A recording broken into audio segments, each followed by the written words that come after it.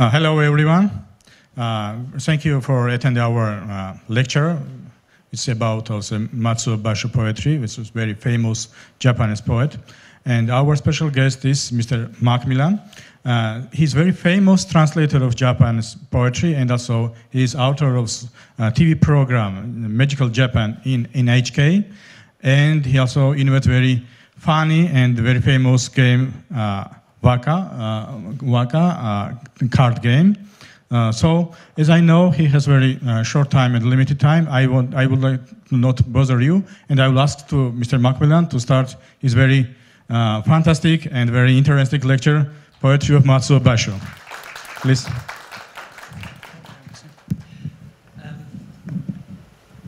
Good afternoon, everybody.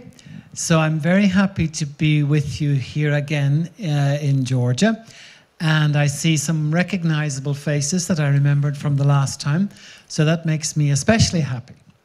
And today, for the first time, I'm giving a talk about Macuo Basho, I think. Is that right? You haven't heard this talk before, have you? No. Okay, good. And this speed of speaking English is okay for everybody? Yes? Okay, good. If you think I'm going too fast, you can raise your hand and you can go like that, and I'll slow down, okay? So just let me know. Okay, so let's start off today. The topic of our talk today is Macuo Basho, right? How many students have heard of Macuo Basho? Have any of you ever heard of him? One, yeah? Anybody else? Do you know the name? No, okay, good. Mr. Mori, you know him, right? And Totesa knows him, right? Okay, good. So he's not really well known to you then, okay? So Macuo Basho is one of the greatest Japanese writers. There's only one writer that I can definitely say who's, well, no, I couldn't, he would be in the top 5 of the top Japanese poets, I think. And he ranks on the same level as Murasaki Shikibu on The Tale of Genji. He's really a great, great genius. No? And he was a haiku poet. How many of you have heard of the word haiku? Do you know the word haiku? Oh, everybody knows the word haiku. Has anybody not heard of the word haiku before? Have you?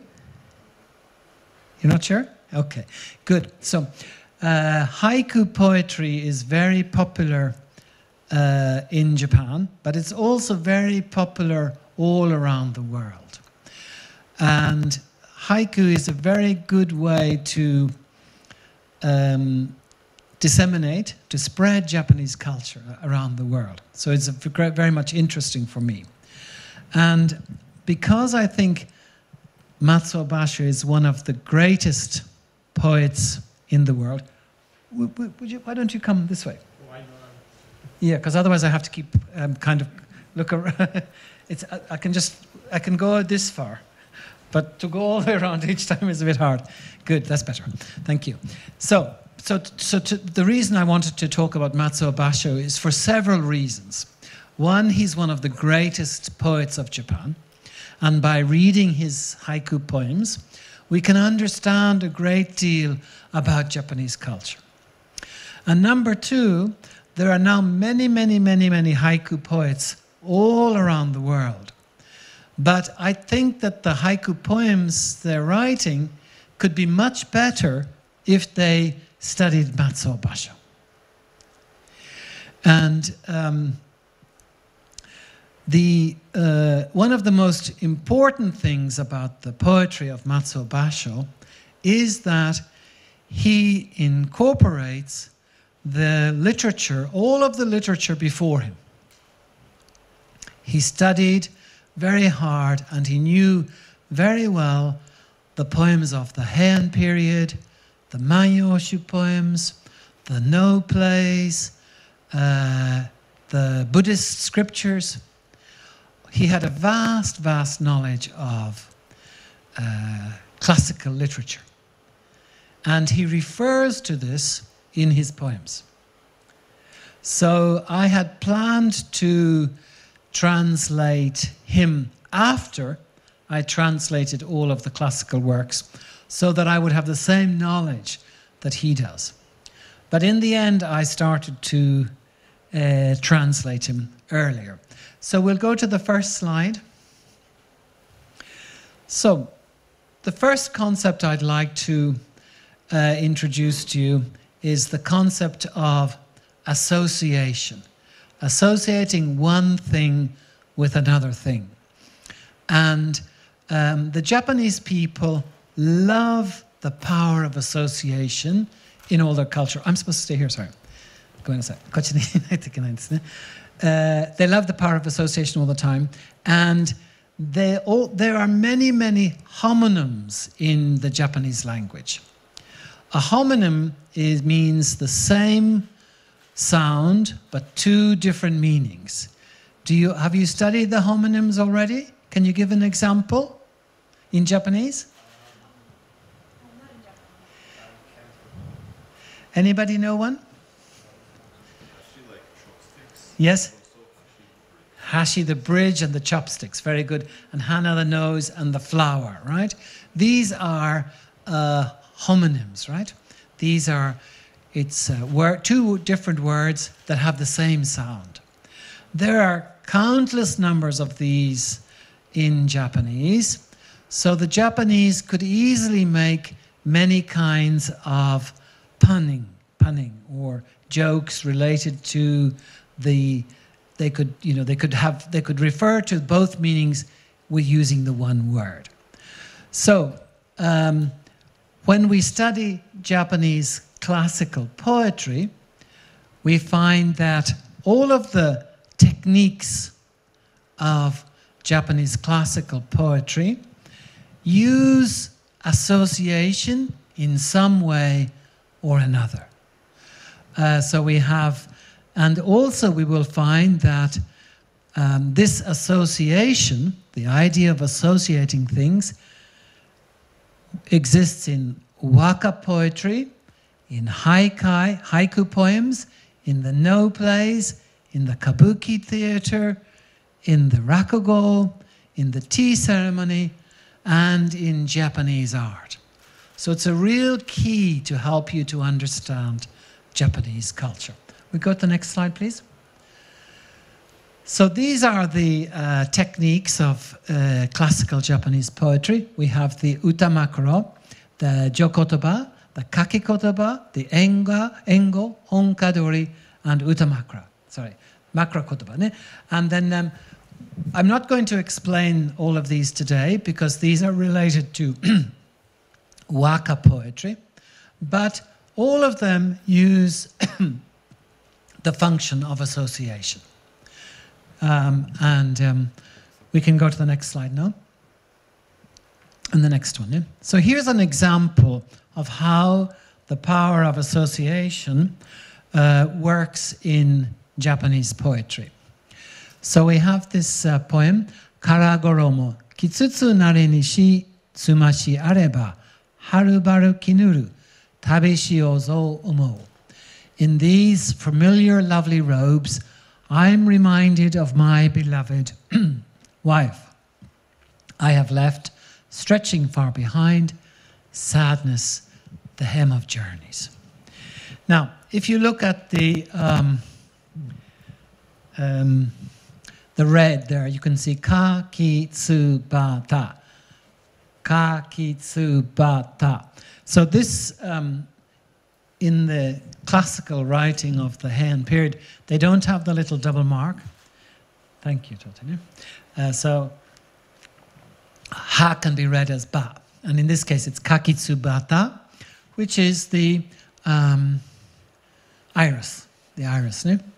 And in this particular poem, the poets were asked to make an acrostic using the letters of the kakitsubata. So the first line should have a letter from the word for the iris, kakitsubata. Yeah? And then that's the poem. So when I made the English translation, I also made an acrostic, I-R-I-S. So it's iris in the English as well. So now let's have a look at the way in which the poem is using association. So it chooses, it's a poem about the iris, but it uses many images related to clothing or materials related to clothing. For example, we have the karagoromo. The karagoromo. This is the beautiful robe from China, or the beautiful, just a beautiful robe. And then kitsutsu narinishi. Kitsutsu is to wear something or to be very familiar with. So it can mean something worn and robes that you're very familiar with. And then we have tsumashi areba. The tsumu is like the hem of the clothing. So this is a word associated with the robes. And I've put those in the English translation. The familiar, lovely robes. I'm reminded of my beloved wife. So tsuma can mean wife and also hem. So the poet is using the same word with two meanings, because the poem is about missing his wife. Okay? And then we have tsumashi ariba, and then we have haru baru kinuru. Haru baru kinuru. And this means to come a great distance. Haru toku kara kuru. To come from far away. But this also is related to robes, because haru is to stretch the fabric when you're ironing it. So this is also a word that's associated with clothing and fabric. So the poem is building up a very deep tapestry on two levels. One, the level of being sad because he misses his beloved wife, but it's decorated with images from fabrics and clothing and dresses. And this use of associating with fabrics, makes for a very rich poem with many layers of meaning. And the readers of the time, they read this, these are words related to clothing, to fabric, to material, and so it becomes very artistic and beautiful to them. Okay? So if you look at the English translation, then you can see in these familiar, the yellow, look at the yellow words, please. Stretching far behind. So stretching far behind, to stretch fabric, and also to be very far away. So it has the same association in English. And also sadness, the hem of journeys. So you can see that's the hem from the fabric. So the English translation has the same associative power as the Japanese. Can we go? So this is an example of how association works in Japanese literature and in Japanese culture. And I would like you to think about that as being one of the very key elements of Japanese culture. Next one, please. So here's a look at how we have, of course, association in Georgian literature, in Irish literature from my own country, in all of the literatures. But in Japanese culture, it travels to all of the different cultures. The tea ceremony, the paintings, everything. Let's have a look now at how it works in paintings. The scene that I introduced to you, the poem, is from the Tales of Issei, about the iris. It's from the 9th chapter, which is the most famous chapter, and it's called the Azuma Kudari. And it's about the Ariwara no Narihira has to leave the capital because he had an affair with the lady who was to be a concubine for the emperor. So he leaves the capital of Kyoto and he travels to Yatsuhashi, a place called Yatsuhashi. And Yatsuhashi means the place of 8 bridges. The 8 bridges, right? Sorry, the image is not so good. So here we can see the man, the courtiers, and the 8 bridges, and you can see the irises here. Sorry, the image is not so clear. It's clearer here, no? Anyway, so this particular scene is one of the most painted scenes in Japanese literature. The same motif. Ariwar no Narihiro, the hero of the book, traveling with his friends to the place where they see the irises we just read about. And it's a place where there are 8 bridges. Okay? We go to the next scene. So this image was so much painted in Japanese culture that the people did not need to see the hero. They could just see the irises and the bridges, and they know, this is the 9th chapter of the Tales of Ise. So they're associating the image, which is not complete, but they fill the rest of the image in their mind. This is the secret of Japanese culture, I think. Now we go to the next one.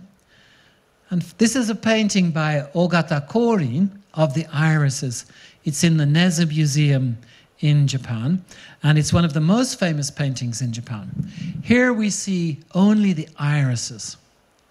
Because this particular scene was so famous, just seeing the irises, everybody would say, this is the 9th chapter of the Tales of Ise. And this is how they would enjoy many-leveled references to different aspects of their culture. Good? Now, let's go on. That's one thing. This is very important for understanding Macуо Basho's poetry, because he uses association all the time. He's always referring to or quoting from an ancient poem to build up the resonance of the image that he's talking about. Now let's introduce 1 or 2 more topics. Can anybody tell me what this plant is? This flower? Anybody? Sakura, very good. And what kind of sakura is it?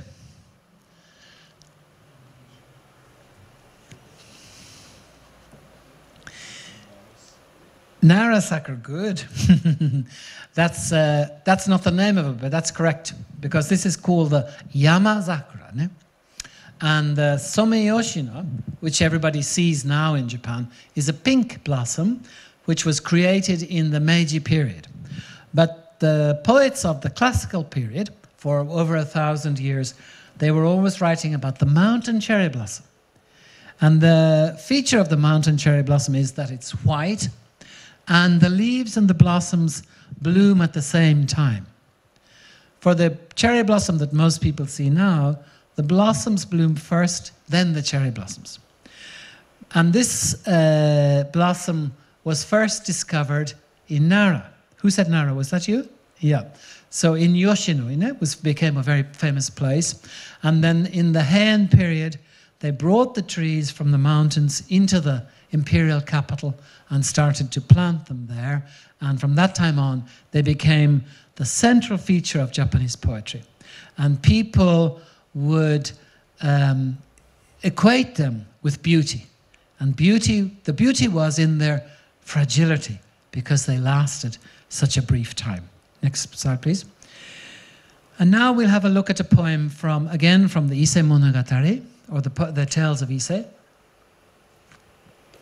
which is on the 82nd chapter. And here the prince Koretako no Miko is traveling with his friends to look at the cherry blossoms.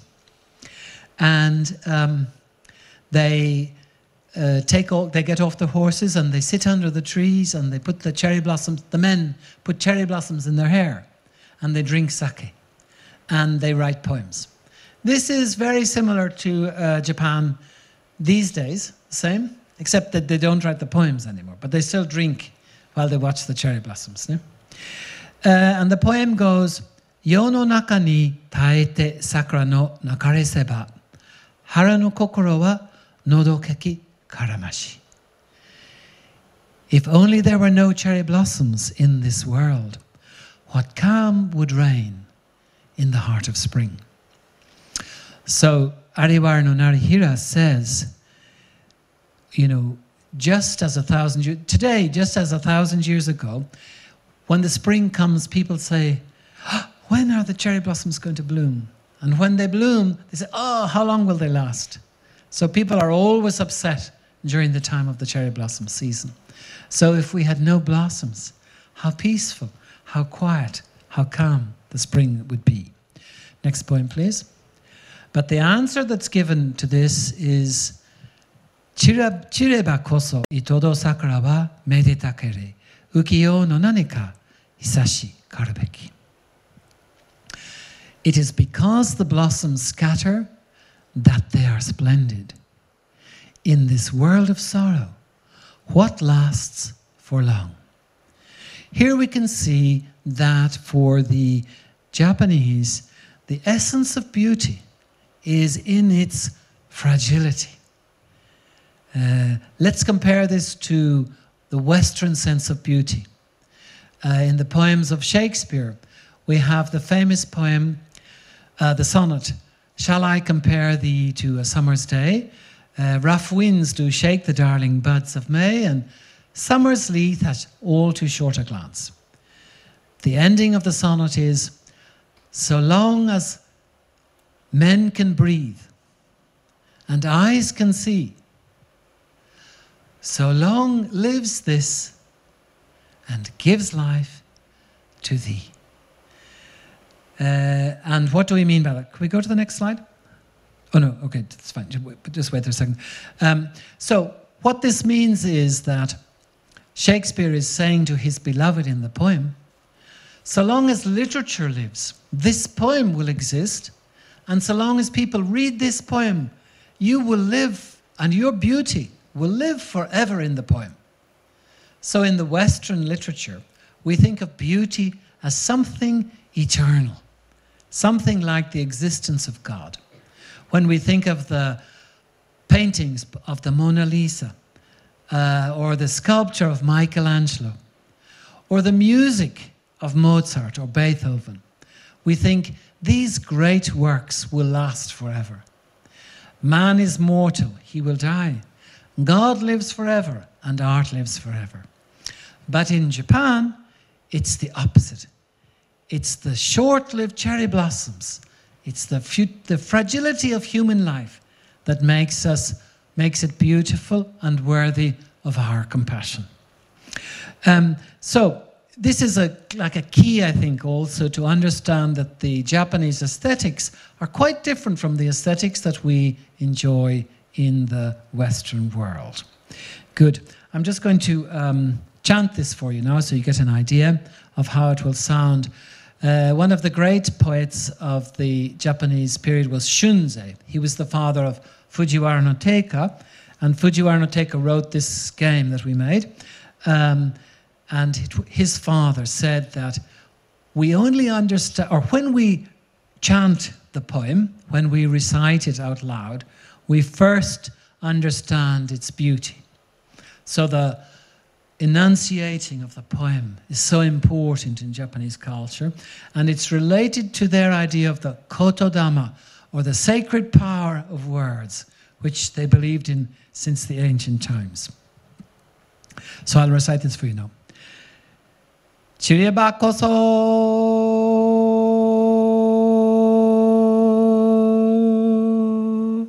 itodo sakura wa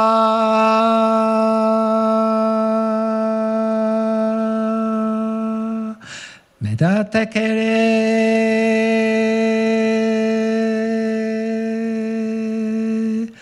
ukiyo no nanika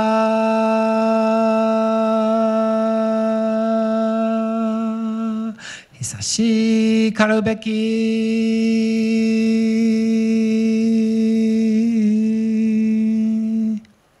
So when I made the translations in English, I almost also made them so that they could be chanted in English as well. And I'll chant this one for you now. It is because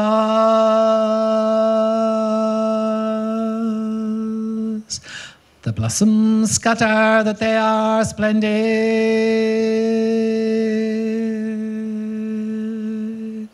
In this world of sorrow,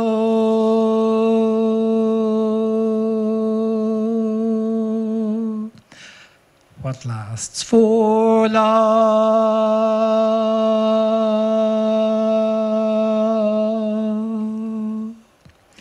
Good. So now we'll go on to have a look. This is the prelude to understanding the haiku of Macuo Basho. Can we go to the next place now? So, we're going to change the tempo now. And I know all of you are young, and you're university students. And in a sense, you know, I remember when I was a student myself. And when I went to the university for the first time, I felt that my life had begun, you know, because I was no longer a high school student. You know, my parents couldn't really tell me what to do anymore. And I enjoyed a great freedom, I remember, at that time. And I'm sure many of you are enjoying that kind of freedom now. And you're wondering, well, this lady is not free, no? Not so free? Okay. Well, you will be soon, don't worry. So I think many of you will be wondering, you know, how you should live your life, what you should do, what you should study, what profession you should choose. Yeah? So while we're looking at Japanese culture, I'd also like you to think about your own lives and your own future. And the reason why I suggest that to you today is because Macuo Basho saw life as a journey. And his whole life was dedicated to the idea, to the spiritual journey of life.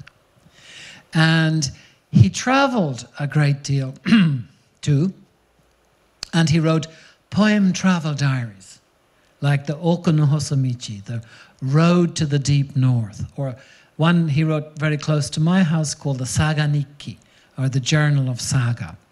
And his life was a journey, and a spiritual journey. And so I'd like you to think about the images that we're talking today and how they could relate, possibly relate, to your own life from now on. And this, of course, you know, doesn't apply only to the university students, but we can begin journeys at any stage in our life. So this would be for all of the audience today. Good? So let's have a look at the theme of journeys. And let's start off and read some of the haiku of Macuo Basho. How exhilarating. Again this spring, I'm under the sky of journeys. We have a look at the original now, and we can see Tabi no Sora. We have the beautiful expression, the sky of journeys.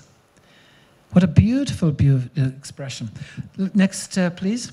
So what could this possibly mean when we think of the sky? What is the sky of journeys? Now, we think of the road of journeys, right? But to have a sky, Macuo Basho is always giving us a new way to look at things.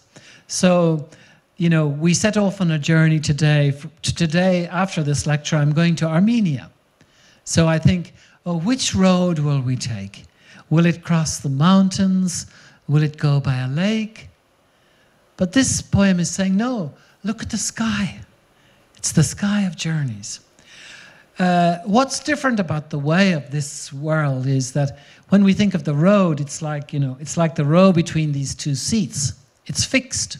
It goes from one place to another place, but it has a certain width, a certain length. We may travel by horse, by boat, by car, whatever, but some means. But in the sky, there's no road. It's thousands of roads. It's endless. It's infinite. It's filled with possibility. And it's the spring. So we can see here how the excitement, the deep excitement of the poet and the feeling that he's about to take off on some marvelous, marvelous journey full of adventure and spiritual exploration. Let's go to the next poem. Hi. Next one. Yeah, let's have a look at another poem now. Kutabire de yadoru hiya fuji no hana. Searching for an inn at twilight, tired from a long day's journey, encountering wistfully wisteria. And we'll go to the next one then. And next one, please. Yes, next one, please. Good. One of the themes of a true journey in life for Macuo Basho was solitude. You may encounter many people along the way. You may share meaningful experiences with your students, with your friends, with your lovers. But the true journey of life is one of solitude and spiritual exploration and depth. And here we can see that nightfall, late autumn, not a single traveller on the road I take. Good. Next, please. Sorry, but yeah, there. So when I first read this poem, I was reminded of a poem by Robert Frost in English called "The Road Not Taken." Do you know that poem? Yeah. So he says, two roads diverged in a wood, and I took the one less travelled by, and that has made all the difference. So in Robert Frost's poem, he's writing about his decision to become a poet. And he comes to, he's walking in the woods, and the path goes in two different directions. And he takes the less travelled one, which is the one of the writer, the one of solitude. And that has made all the difference. So we can find similarities in the poems, in the Western poems, and I'm sure you'll find many similarities with Georgian poetry, and I hope that will, help to deepen your understanding of both cultures. Let's have a look at another one, though. Yeah. So, the other thing that's very important to understand the poetry of Macuo Basho is that travel then and travel today were completely different. So when Macuo Basho set off on his journey, he had no idea that he could come back because it could be dangerous, he could get ill, the travel conditions were very poor. So it was always shino kakugo. He had the acceptance that he would have to give up his life at some point in the journey. And we can find this in one of the poems that he wrote at the last stage of his life. Though I may end up as bones on the wayside, I set off in autumn winds, piercing my body, my heart. So this, he would deliberately set off in the autumn when the weather was at its worst, so that he could make his true determination to be a traveller. Next one, please. Good. Next, please. Yeah. Next one. Yeah. Another central theme. So this is up to this point we talked about journeys and travel. Let's look at another aspect now of Macuo Basho's poetry, and this is the utamakura. The utamakura means the famous places, famous poetic locations all over Japan.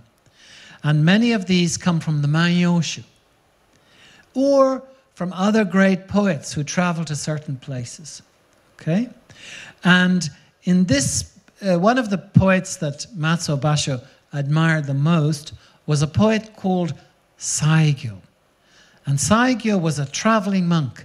So he traveled all over Japan and practiced religious abstinences and religious walking in the mountains, and would establish a hut, and then he would write beautiful poems wherever he went.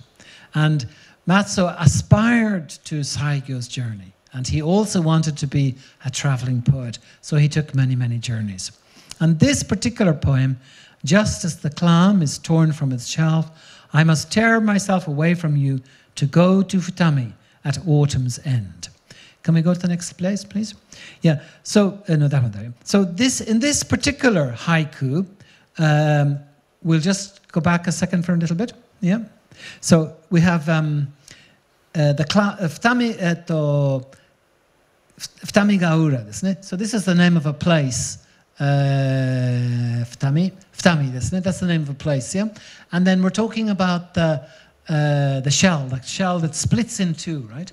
So he must also split in two from his students. This is written in Ogakine. Let's go to the next page, please.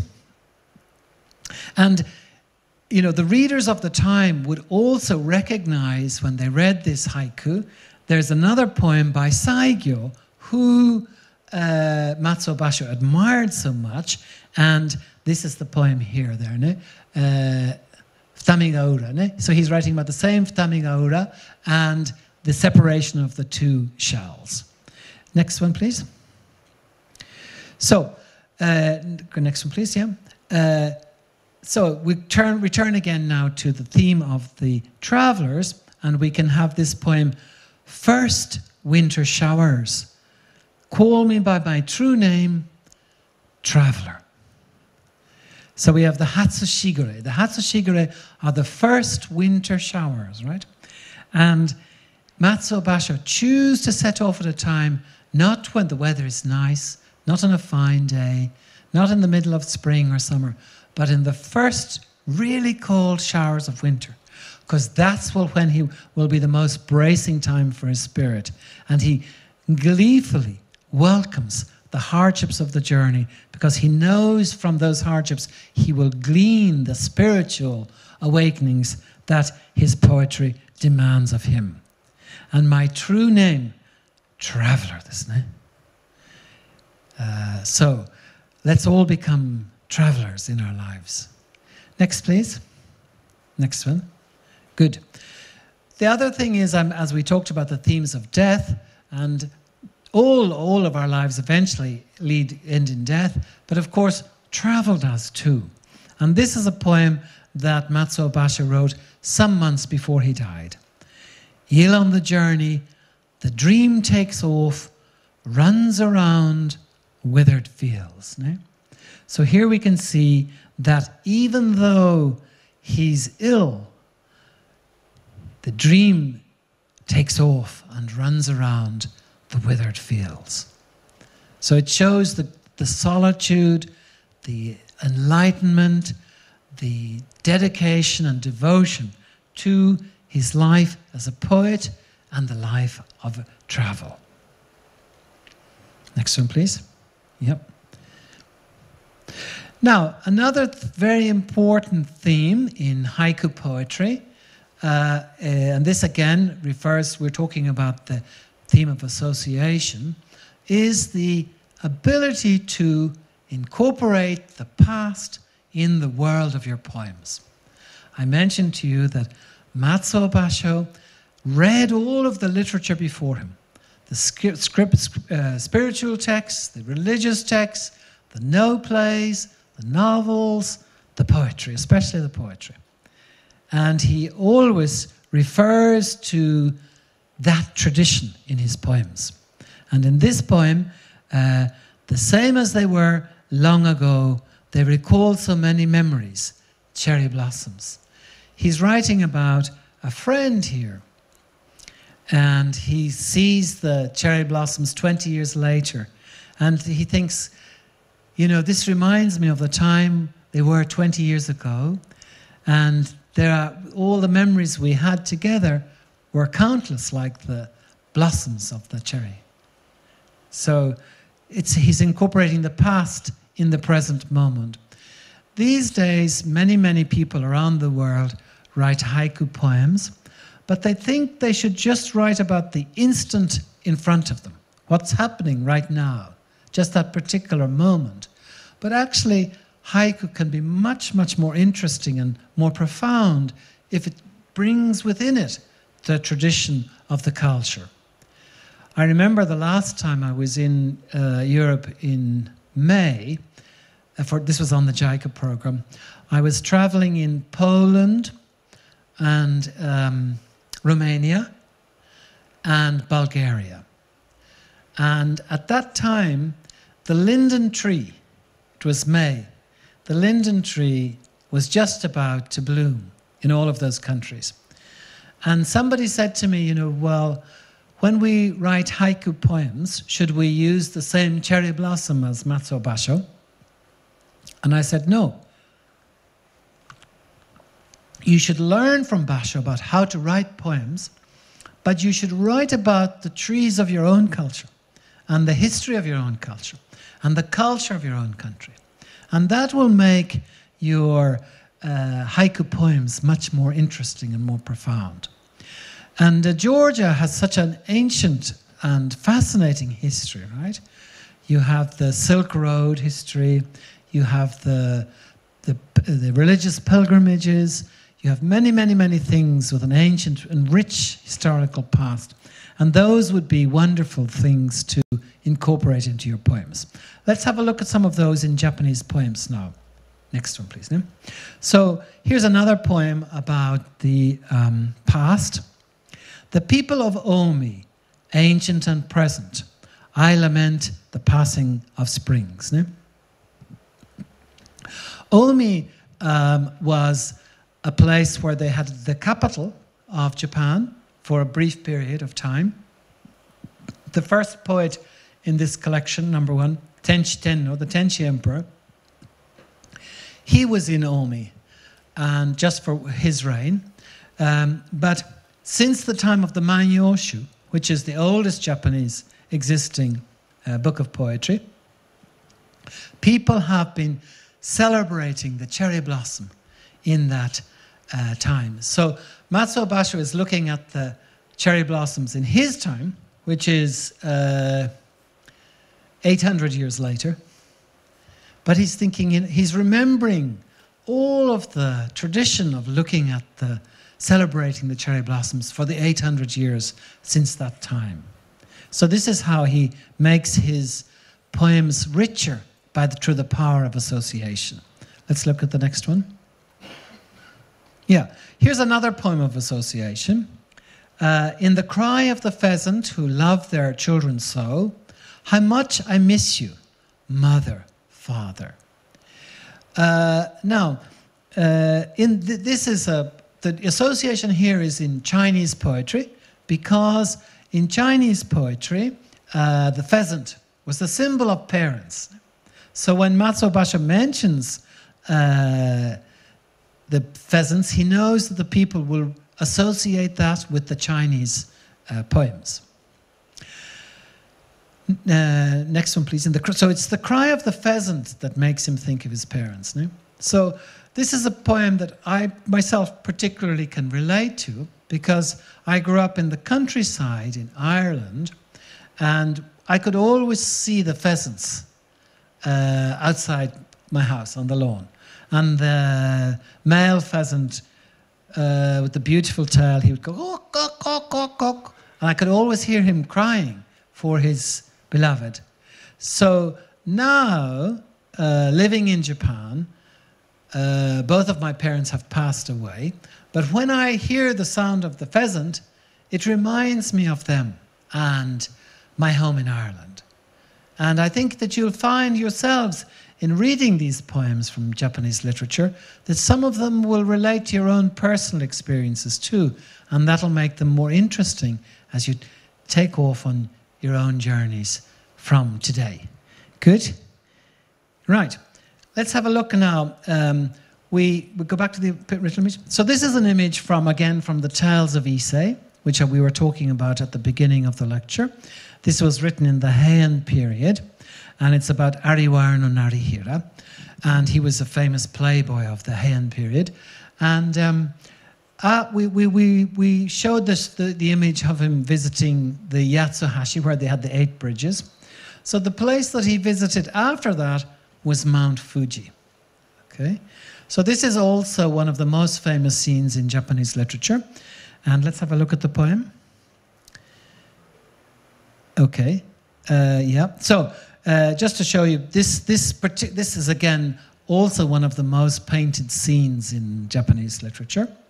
And we'll go with the next one then. So first of all, we have the Fuji that we can see within our eyes. So Mount Fuji, not knowing the seasons, which one do you think it is? Snow still covers your peak, the dappled coat of a fawn. So in this particular poem, the hero is kind of teasing Mount Fuji, saying, you know, we in the capital, we all observe the seasons, you know. So when it's wintertime, we only write about snow. In the summertime, we only write about the summer cuckoo. But look at you. Even though it's the middle of summer, you still have snow on your top. And so the top of you, it's stappled with snow like the coat of a baby deer, a fawn. Yeah? And so let's look up at the red kanji up there. It says gogatsu, right? Satsuki. Satsuki is the old name for the 5th month. But this is, it's the lunar calendar, so it would be 6 weeks later, so it would be the middle of the summer. Okay? So remember, he says Mount Fuji. Now let's go to the next poem now. So here we have the same kanjis repeated in Macuo Basho poems. How special that moment it comes into view. Famous Fuji of summer. Mei ni kakaru toki ya koto sara satsuki Fuji. Why is it special to see the Mount Fuji of summer? Why is it special? Can anybody tell me why? Yeah? Isn't it what? Red, yeah. It's red in the winter and the summer. We have Beni Fuji and Aka Fuji. No? That's a little bit later, no? Because this is still in the rainy season, okay? So it could be because, you can't actually see Mount Fuji often in the rainy season and suddenly it appeared. That's one possible reason. But what could be another reason that makes it special? The snow, yes. It still has snow, so it's quite unusual and striking. But there's actually another reason. Anybody? You can only climb it during the summer. Well, in Macuo Basho's period, they hadn't really started climbing Mount Fuji so much. In the Edo period, a little bit after Macuo Basho, there was something called the Fujiko. It was a Japanese religion, worshipping Fuji. And everybody was expected to climb Mount Fuji once in their lifetimes. But these days, climbing Mount Fuji is more like a tourist thing. But in the old days, it was a pilgrimage. And even if you couldn't climb yourself, you could give somebody some money to climb it for you. So the people would all, hire somebody from the one town, and he would go and get the little prayer books for everybody. But no, that's not the reason. The clue is in this word. Go back to the other one, please. Yeah, and that word. So that's the clue. Can anybody tell me now? Thinking about association and the importance of association.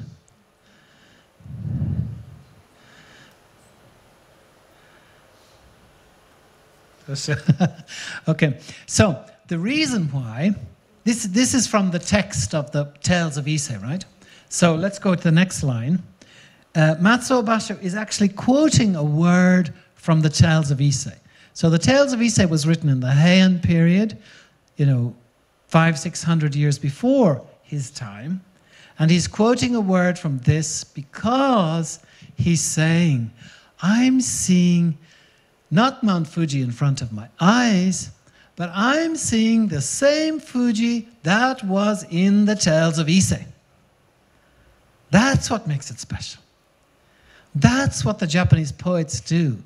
They see the natural scenery through the eyes of other poets.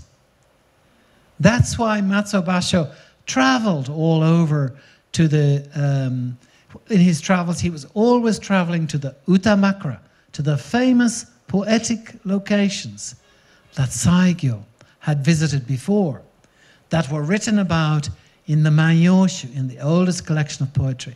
Because it's the association with those ancient works that gives his own poems depth and richness. Okay? So, let's go to the next one.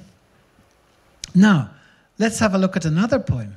How lovely, intriguing, in drizzling rain and fog, the day I cannot see Mount Fuji. Now, so what is Macuo Basho saying here? This is a key feature of Japanese aesthetics. The Fuji that we see with our eyes is beautiful, but the Fuji that we see within our heart is more beautiful. So when you can't get the thing that you want, or you can't see the thing that you want, look at it in your heart, and that will be enough. And when my sister came to visit me in Japan about 7 or 8 years ago, she came during the rainy season, so it's hard to see Mount Fuji. But I said, what would you like to do? And she said, oh, I want to go and see Mount Fuji. So we went to Hakone, and we got a hotel. And the next morning, we woke up, we could see just a tiny little corner of the mountain. And then it disappeared behind the clouds. And we drove all the way to Mount Fuji, but it was completely covered in clouds. And I said to my sister, Susan, you are so lucky. You're getting to experience the true Japanese sense of aesthetics, which means you can see in the eye of your heart rather than the real one. And she said, shut up. She said, I came all the way from Ireland to see this mountain. What are you talking about? She was really angry with me. So I thought, oh, some aspects of Japanese culture are a little bit hard to explain. But anyway, we'll go to the next one. Yeah, so, no, it's back. Back one more. There, yeah. So, if you look at the red here, it's there's a famous passage from the Tsurezure Gusa of Yoshida Kenko. And he says, you know, rather than longing to see the full moon, stay in your room and imagine the full moon in the eye of your heart. This is the key to Japanese beauty. If we look in the tea ceremony, in the design of gardens, everything is encouraging us to see in the eye of the heart. And Macuo Basho, you know, took this idea from classical Japanese poetry, from the tea ceremony, and is incorporating it into his poems. No? Good. So rather than looking at the cherry blossoms in full bloom, rather than looking at the moon on a cloud on a clear night, look at the moon, you know, when it's partially covered by the clouds or completely covered by the clouds. And then we can imagine another beauty, a deeper beauty, a more profound and spiritual beauty. Next one, please. Yeah. Good. Good. Tobas. Next. Next. Next. Good. Now we'll talk about something a little bit lighter. So next one, please. Yeah. So in the poems of Macuo Basho, he was an incredibly witty and great genius, and there's always lots and lots of language play in Japanese literature and in Japanese culture and in Japanese language. And that has existed since ancient times and still is very much part of the culture today. So it's very good to have that sense of asobi, or play, when you come to look at Japanese culture. Here you can see that in the poem from this collection, from the Hyakunin-shu, we have Ukari Keru, Hito o hatsei no yama oroshi o hageshikare to wa inoru mono o.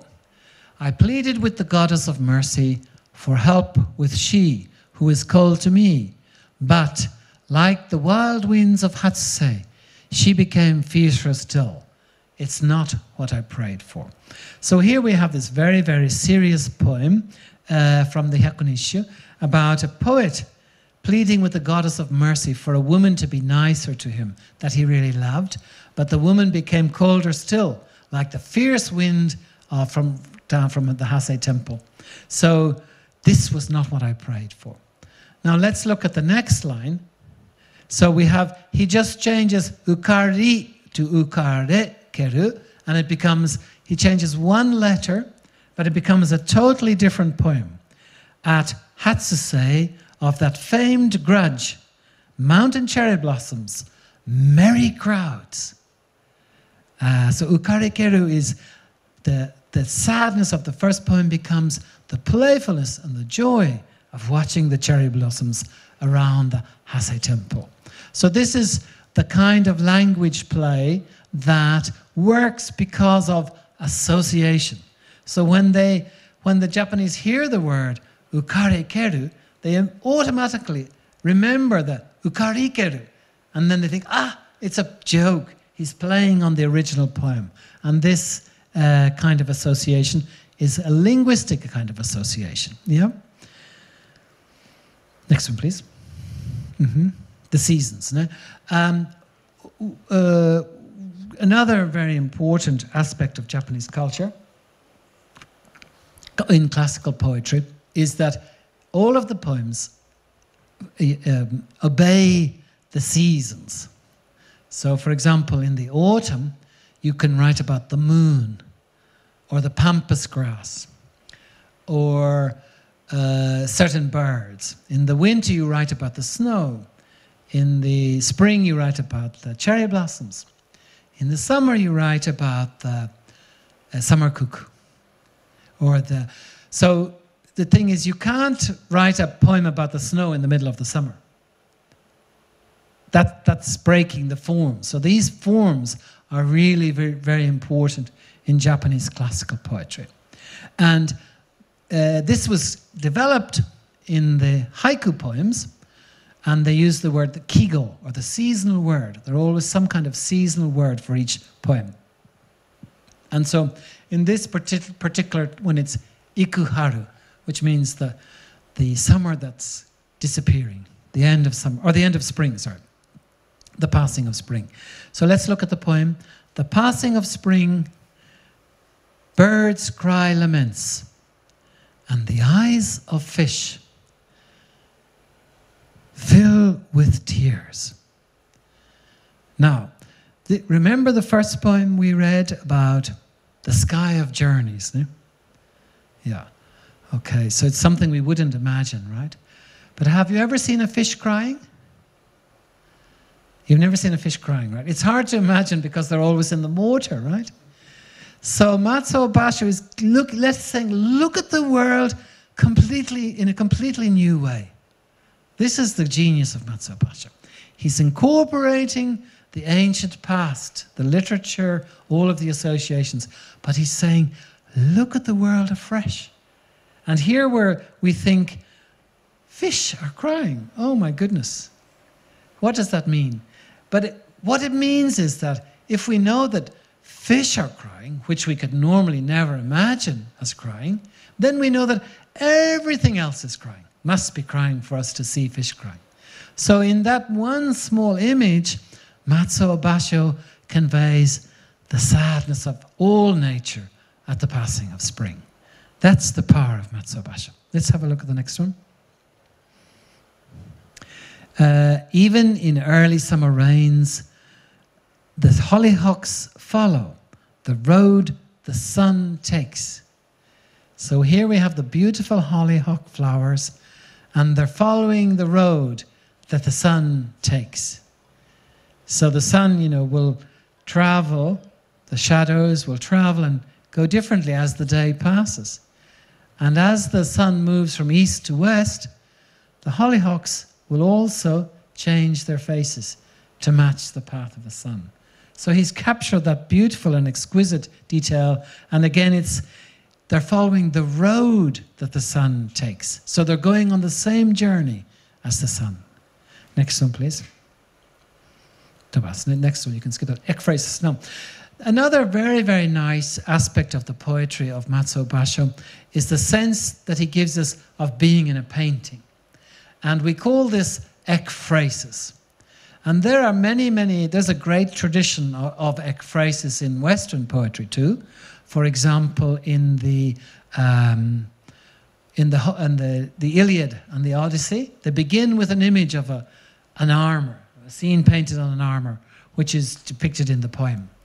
And so ekphrasis means a poem about a painting. So we have W.H. Auden's poem about the Musée des Beaux-Arts. We have many, many, many poems about paintings. So here, in Japanese poetry is full of this idea of a poem about a painting or a painting about a poem. Both exist. And when the Japanese classical poets of the Heian period were writing about the beautiful maple leaves in autumn, they didn't always go to see the maple leaves. They would write about a little shikishi, or a little image on a fusuma, or a sliding door. And that would be their idea of, so they would write a poem to accompany the painting, and they would be decorated together. So poem and painting are always inseparable in Japanese culture. And you can find that on ceramic objects, tea bowls, all throughout Japanese culture. So in this particular poem, ambling on a horse through the summer countryside feels like I'm moving through a painting. Have you ever felt that you're moving through a painting? That you're framed by something? You're going across the mountains, or you're traveling along the beach, or you're in a boat on a lake, or riding a horse somewhere, or traveling on a train far away, and you're in the middle of a painting. Have you ever felt that?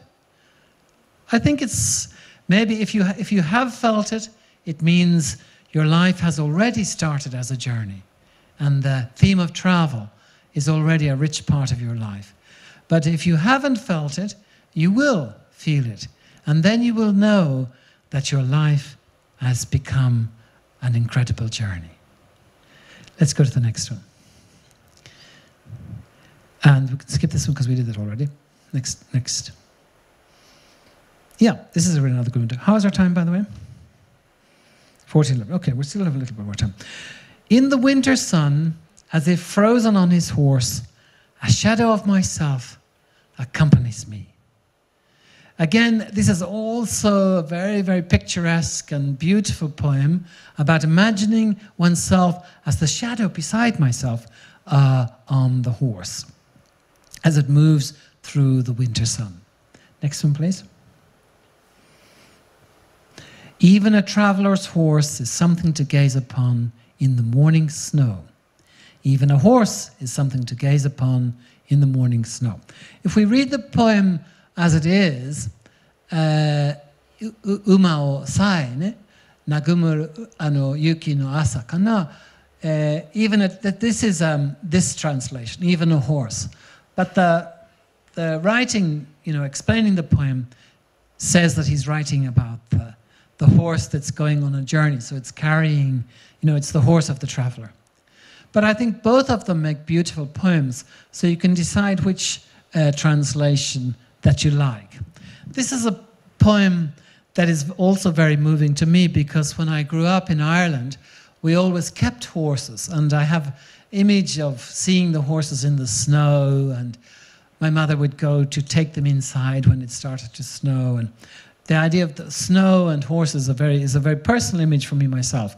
And the horse looks so beautiful in the morning snow, I think. We go to the next one. Okay, so this is another very important theme, and we find this in Macuo Bashos' poetry particularly, I think. And this is the sympathy for all living things. Macuo Basho, as you know, he practiced Zen, and he had a very deep and spirituality. And he can always identify with the plant or the flower that's not getting all the attention, as in this one. As night comes on and the day of blossom viewing ends, how lonely you seem, dear Asunaro tree. So, as you know, when the cherry blossoms bloom, all of the people rush to see the cherry blossoms, and they ignore all the other trees. So this Asunaro tree seems so lonely. So we can feel in this poem Macuo Basho's deep affinity for all living things in nature. Let's have a look at another example of that. The first winter showers. The monkey seems as if he too wants a little straw raincoat. I noticed in Tbilisi you have many, many stray dogs. And this morning outside my hotel, I was taking a little walk and a dog came up to me and lay down on the street and asked me to pet him. So I did. But then I was thinking, gosh, it's getting colder now, and who's going to take care of him? So if I could, I would have liked to give him a little straw raincoat as well. But we can see that Macuo has that feeling for the coldness of animals that are outside. So please take care of the dogs in Tbilisi in the wintertime, please. Thank you. Next one. And everyday life. So a lot of the poems in the classical poetry are about the elegance of the court, you know, watching the moon together in the cloud, behind the clouds, or waiting for the spring to come, or listening to the sound of a beautiful bird singing. But the haiku poems are more about, oftentimes about everyday life. So we have beneath the cherry blossom tree, in soup, in fish salad, scattering petals. So you have this image of the people sitting watching the cherry blossoms, but onto their food and into their soup, the blossoms are scattering. So it's a mix of the classical elegance and the reality of everyday life. Next one. Bothered by fleas and lice, and beside my pillow, a horse pisses. So this is the traveler Macuo Basho. And as I mentioned, the traveling conditions are so harsh. So he has fleas, he has lice, he's lying down by his pillow. It's in a stable next to a horse, and he hears the sound of the horse pissing. Have any of you ever heard that sound? Yes? Yeah. So when I was growing up, I always took care of the horses that we had. So I remember that sound was so strong and so vigorous. No? So this is also another poem which is very beautiful, I think. Haiku. Next one. Good.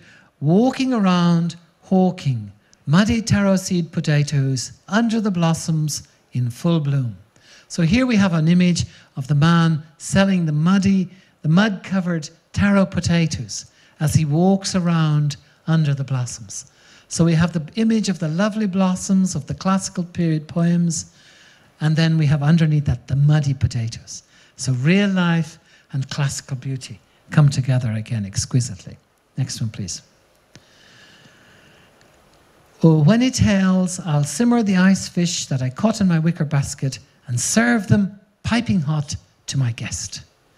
It's a lovely poem about catching the fish and serving them right away to your guests. Next one, please.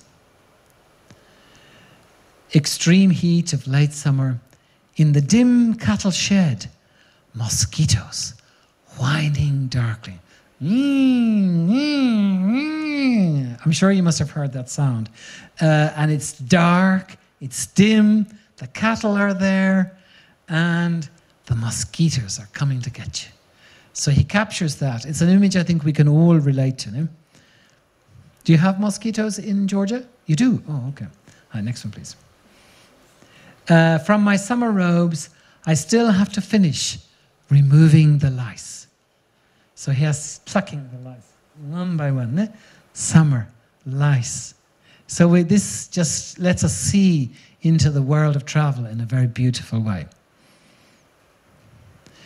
Sleeping with prostitutes under the same roof, Japanese bush clover, the moon. So here, Macuo Basho is writing about the traveling women. You know, the prostitutes are traveling on a pilgrimage, right? And they share the same roof. And we have the Japanese bush clover, the hagi, and we have the moon, right? And so the Japanese bush clover and the moon are the symbols of the autumn, right? So it's the autumn night. The hagi is a very beautiful little tiny purple flower that blooms in the autumn. And it's often written times with the dew that falls off it. So it's associated with impermanence or this quickly passing. And he's comparing the lives of the prostitutes to that kind of quick, ephemeral life and suffering and the beauty. And he captures all of that in this tiny, tiny little poem. This autumn, why have I aged so? A bird flying into clouds. Again, we have another haiku which is asking us to look in the world in a totally new and different way. And I have a tendency to walk a lot when I give talk, but I have to keep in the center here because of the video, which is actually quite constraining. But anyway, so I've aged so, and then a bird flying into clouds. What does that have to do with aging? A bird flying into the clouds, no? Yeah. Well, as an aging person myself, I can tell you it has everything to do with it. Because our aging is incredibly sad, incredibly inexplicable, but incredibly real. And we can't really find any way to explain it. But then you think, you know, the bird flying into the clouds, it's going to disappear soon, right? So it's actually a perfect image to describe the feeling of one aging and moving, preparing for death. Next one, please. On a freezing night, an ill goose falls through the sky. Me on my journey, laid up in bed. Here we have an ill goose falling from the sky. Now, if you were ill in your bed, you wouldn't know that, right? Because you wouldn't be able to see it. But if you're Macuo Basho, you can see it. Isn't that right? Just like Mr. Tote can tell when I need the water. He can read my heart. And so Macuo Basho can see in his heart the falling goose. Have you ever thought about a bird dying and falling from the sky? But it must happen all the time, right? But we don't think of it. But Macuo Basho asks us, think of it something new. Look at the world afresh. This is the meaning of life as travel, life as a journey.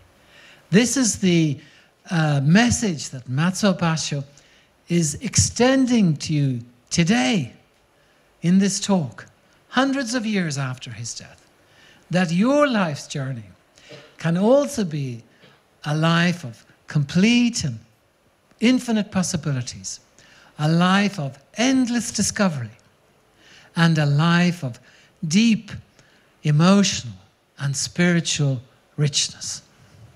Next one, please. Good. Now, finally then, the topic of reading the moment, which is, this is usually when people study haiku, this is actually all they study. That haiku is about reading the moment. But of course it's not.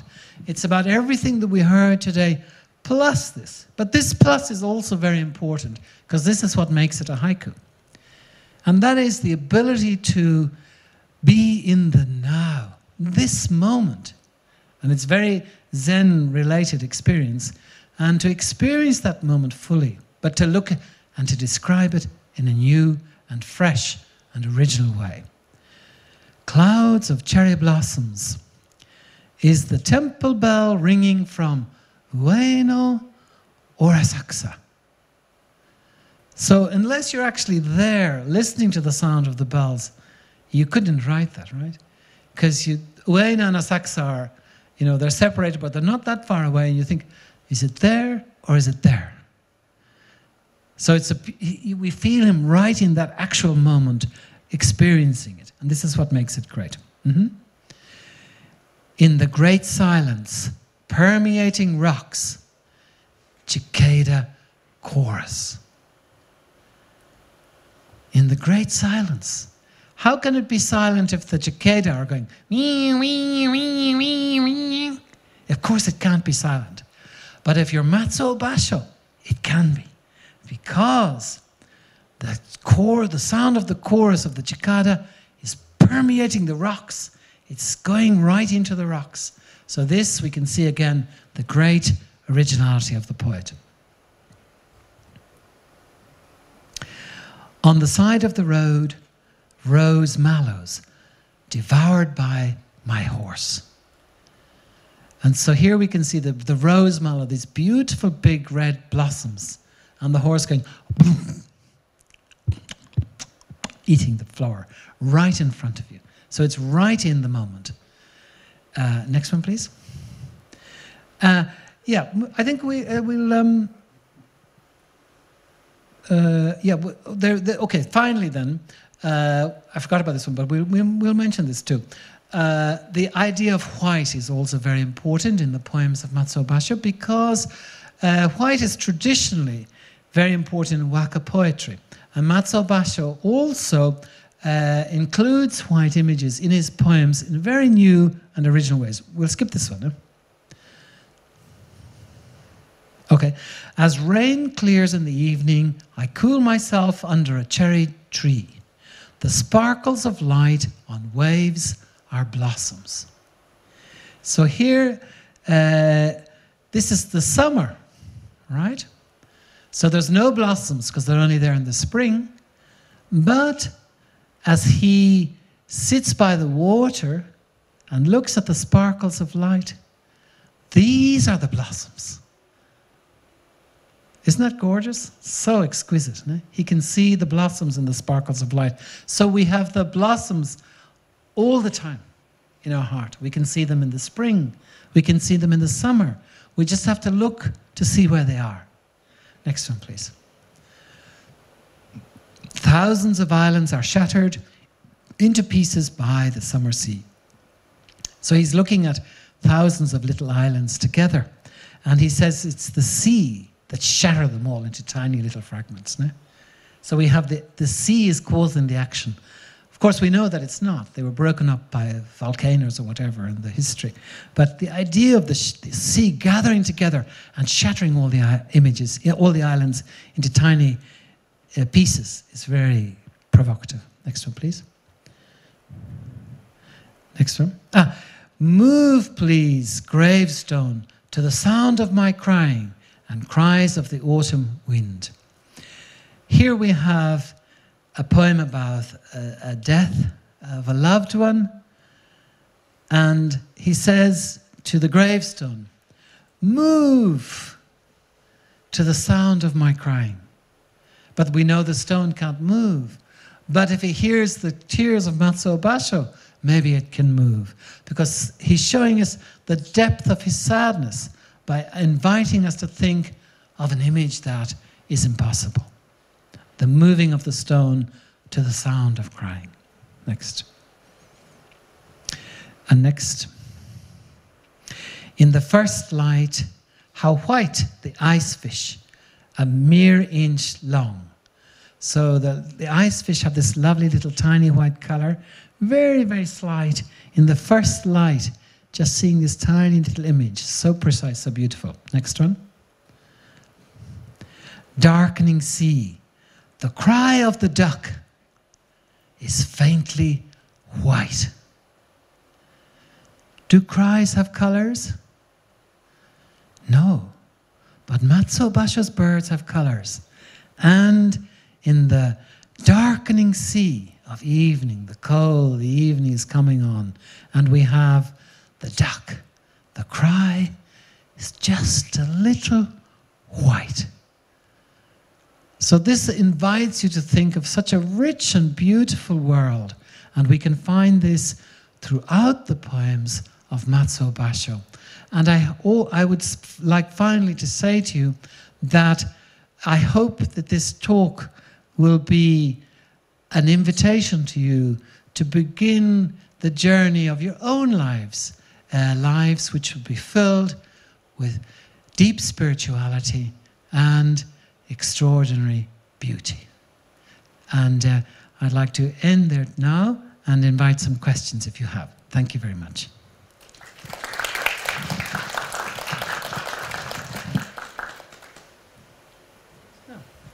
Would anybody like to ask a question? Of course. Would you bring that and I'll bring this.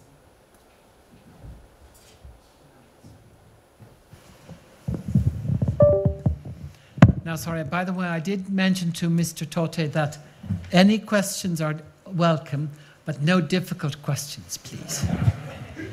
Is that okay?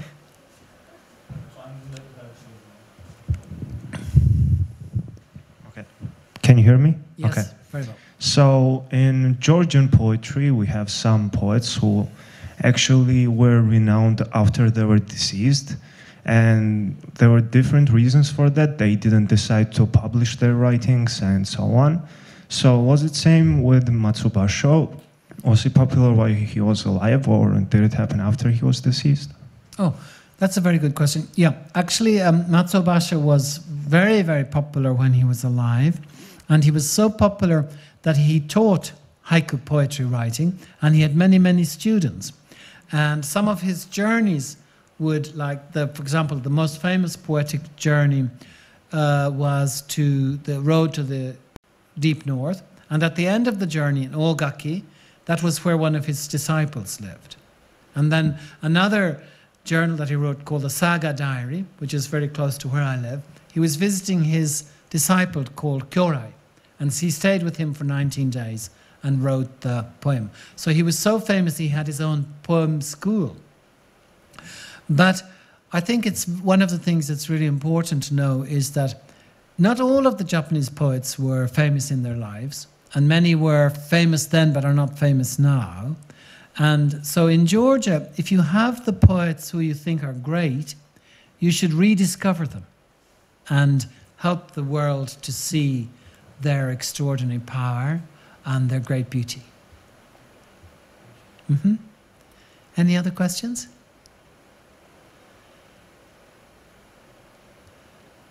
No other questions? No? No? That's a good question. You're fine? Okay. Good. All right. I think we're done then, are we? Would you like to ask a question?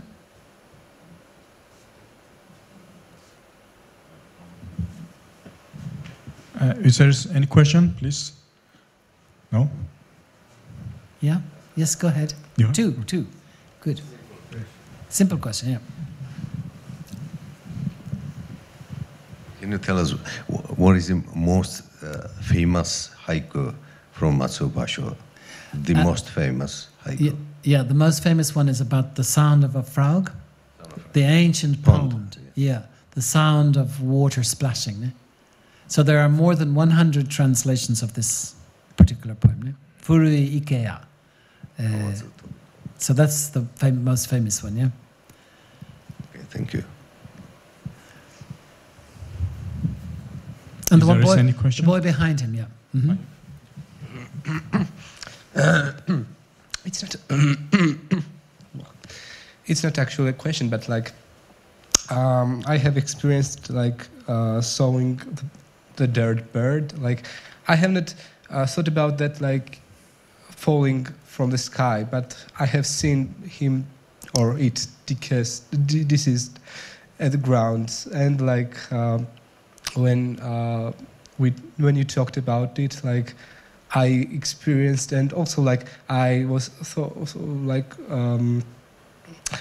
thinking about how like painful, not painful, but like how gruesome it was that like he fell from his death. But like in the end, I also think that it's beautiful how we die also, like because immortality is not that desirable. In the end, everyone dies and everything. So it was pretty beautiful. Thank you. Oh, thank you very much. Yeah. So that's a comment then, not a question? It's a comment, right? Yeah, very nice. Yeah, that was a comment, not a question. Eh? So it doesn't require an answer. But that's very nice to hear that you felt that way, though, because it's really nice to get the feedback from the audience to understand how they felt. Yeah. And one difficult question. That's okay. If I may. Why Japanese poetry has no rhythm? No what? Rhythm. Refrain? Rhythm. Sorry? Oh no, it does. It does. It does. It has a different rhythm from English or from Georgian, but it has a very, very strongly developed rhythm, and it's called the shichigocho, or it's the 5-7-5 in English. And the classical poetry is all based on that rhythm, and the haiku poetry is all based on that rhythm too. Because it's a different kind of rhythm than the one that you're used to listening in your own language, it's a little bit difficult to pick up. But I think all poetry in all languages is based on rhythm. We don't have rhyming, ne? We don't have rhyming, you know, this, not rhyming as such, but we have a rhythm. So you get the difference between the two, right? Yeah? Yes, ending is the same. Yeah, the ending is not the same in Japanese poetry, yes, right? yes. Because they don't use rhyme. No? Yes. The Japanese language is not conducive to rhyming. It's not conducive to rhyming. I think one of the reasons is because so many of the words end in vowels, no? Like furiya or yo or desu. You know, when they end with a vowel sound, so that they're not. You know, if you have a mix of consonant sounds and vowel sounds, it's more facilitative for rhyming, I think. But the Japanese language is not like that. But then instead of that, they have, you know, the same words, the same sounds with different meanings. So they have a different kind of language play than we have in English. But I'm not sure in Georgian. No? Does that answer the question? Yes. Yeah. Thank you. Okay. Thank you. Anybody else? Yes. Hello. Hello, how are you? Nice to see you again. Nice to see you again. I have one question. Have you ever encountered the Western poetry that had similar values as a Japanese poetry? I could say that I think that all poetry is universal. No? So in that sense, I think that the Japanese poems are about the deepest concerns of the human heart, about beauty, love. For example, in this collection, we have 100 poems. Over 60 of them are love poems. No? The vast majority of the poems in Japanese classical literature are about love in some way or another. And I think most of the poems in other languages are concerning love or the central human themes, the sadness of death, the sadness of parting, the betrayal by other human beings, deep love, one-sided love, forgotten love. All poetry is essentially about sadness. No? We don't have poems about joy. They're very few.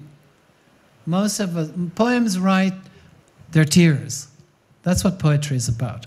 That is the poetry of the sadness and the fragility and the tragic quality of human life. No? And we find this in Georgian poetry, we find it in Japanese poetry. So in that sense, although the means of expression is different in Japanese poetry, the essential themes are very similar. And this is what makes Japanese poetry so universal and so accessible and so easily to understand. So I think you heard the explanations today. There's nothing that's difficult to understand, right? It's very, once you hear the explanation, oh, I get it, I got it. You know, it's a different culture. But the underlying themes, the universality is the same in all cultures. If we look at the world around us today, we have the tragic war in the Ukraine, in the Gaza Strip, right? How can we explain these tragedies? How can we explain the fact that people still do these terrible things to each other in the contemporary age? It's very difficult to explain them in a rational way. But poetry and literature can help us to understand the essence of human behavior and the tragedy of the human condition, I think. So in that sense, I would encourage you to read as much literature, as much poetry from as many cultures, not just Japan, but also from your own culture as well.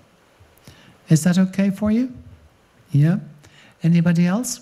Yes. First of all, thank you so much for coming again and visiting us. Both of the lectures were amazing. And my question to you is, have you ever read any Georgian poetry? And if you have, which ones? Yeah, I'm not so familiar with Georgian poetry, unfortunately, but I did read some of your great masterwork from the 12th century. And it's very beautiful, and I hope we're having a workshop on that actually with Professor Kojima this time, and I hope to discuss that more on that occasion. So if you have a chance to come, please do come. But Georgian culture is, of course, one of the great cultures of the world, I think, and I also think that the food of Georgia could become a world food very easily, because it's so marvelous and so much variety. And you know, the AI forecasts that by 2075 the world will be plant-based. So there are many foods, wonderful foods in Georgian culture which are vegetarian or vegan, so I feel that Georgia could become a leader in the world in the future, in the near future, because it has an ancient culture to rely on, which gives it a richness and a depth and a source, but it also has so many things that it can share with the world.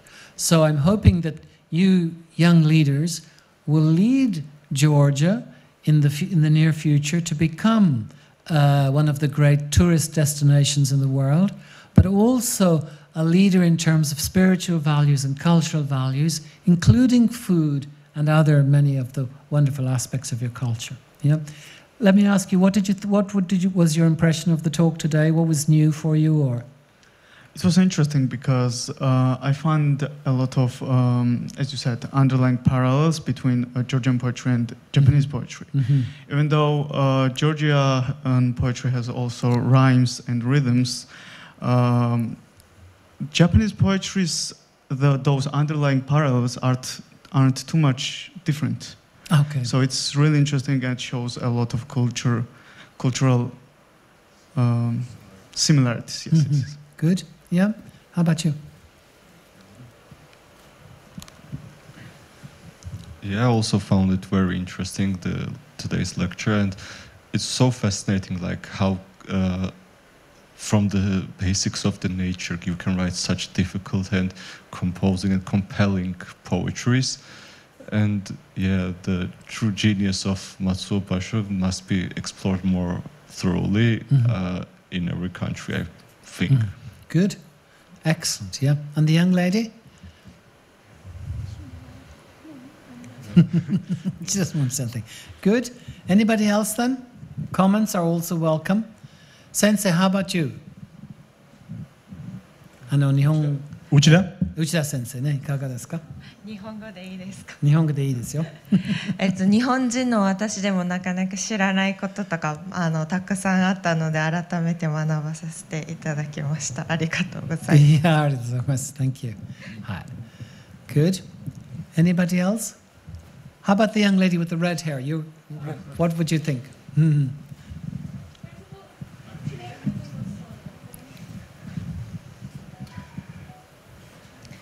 The part when you talk about the painting, how you travel through the painting, that was really close to me. Because I don't want to say I'm an artist or something, but I paint things and I love that. And I really thought about it, and I think it's really close for me and to my soul. And I think everything was so amazing. So thank you. Mm-hmm. Good. And could you ask the young lady in front of you this? Yeah, the earring. That's the one in front of you. Yeah, this young lady. Yeah. Mm-hmm. This one with the long hair. Yeah, her. Yeah. So it was my first time to get introduced to Japanese literature, and I see the very big difference between Georgian literature and Japanese. The expressions were really so good, like about sky, and I love the fish crying. This was really so good and interesting, and I I see how difficult it is to translate literature, especially in English too, and now Japanese too, because one word have some other meanings too. And I hope I start to get to know more about Japan. And my biggest dream is to see the sakura flowers this season. So thank you very much. Good. Yeah, so to the young lady with the red hair, so you mentioned that the image of the traveling through the painting was close to your soul, yeah? So I think always the really important thing when you're listening to a talk is to find the image, just one image is enough, that actually relates to you yourself. So for me, like, I love my father was an art dealer, so I grew up looking at paintings. Yeah. So I always have this fascination with paintings. No? So I love that poem, and I love the one about the pheasants, or the ones about the horses, because they're very close to my background. But each one of you may have a different image that you relate to, and that's like a key to reflecting on something deeply in your own past, or your creativity, or offering you something for the future. So literature feeds our spirits in this way. So this is what makes it rich in a different way for each one of you. And so I think it's really good that you honor the part that's important to you. That's really good, yeah. And you said you'd like to see the cherry blossoms, yeah? Yeah. So, and you were inspired by the translating of the poems. Yeah, I hope some of you will think about one day maybe about translating. I would say for translating, always only try to translate into your mother tongue, which is Georgian. I never try to translate into Japanese. I always translate from Japanese into my mother tongue of English, because, you know, it's the mother. It's what we learn from our mother. It's that kind of nuance is only in your mother tongue. And but if you translate the poems of Macuo Basho into Georgian or other Japanese poets, that might be. It's a really good way to learn deeply about the poems, because you have to think, well, what did they really say? Because I'm trying to convey this in my translation now. So you have to know the poems very well.